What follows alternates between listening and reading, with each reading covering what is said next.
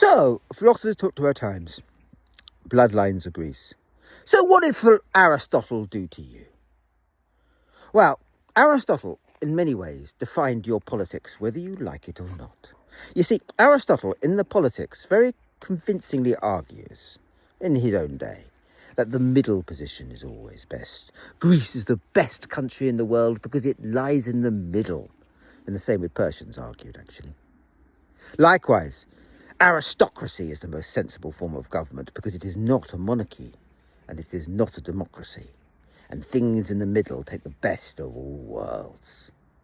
He thereby created the dominant political ideology of our day, of all days. The idea that there must be a spectrum. Now, in our day, we call it left and right.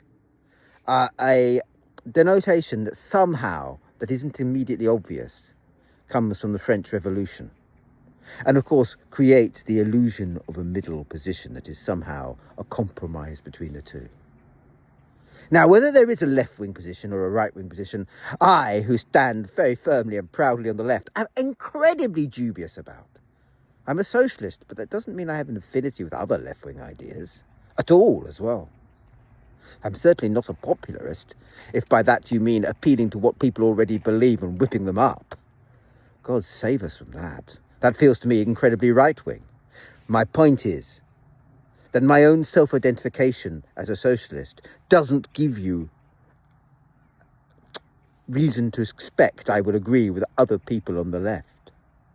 And it's also worth pointing out that the standard right-wing positions that unite the free market and nationalism were 200 years ago two positions on their own political spectrum that were at daggers drawn. It was the Tories and the Whigs.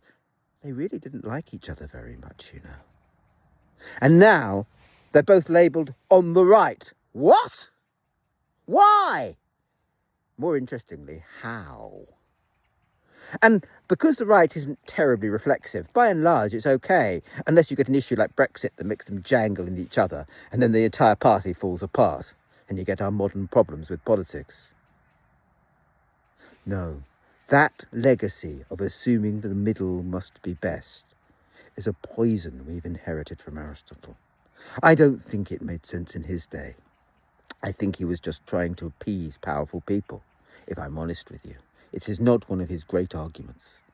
But what I am certain is we cannot understand our modern politics as long as we restrict ourselves to this concept of a self-dieting spectrum that is just a counsel of despair and stupidity in the last gasp.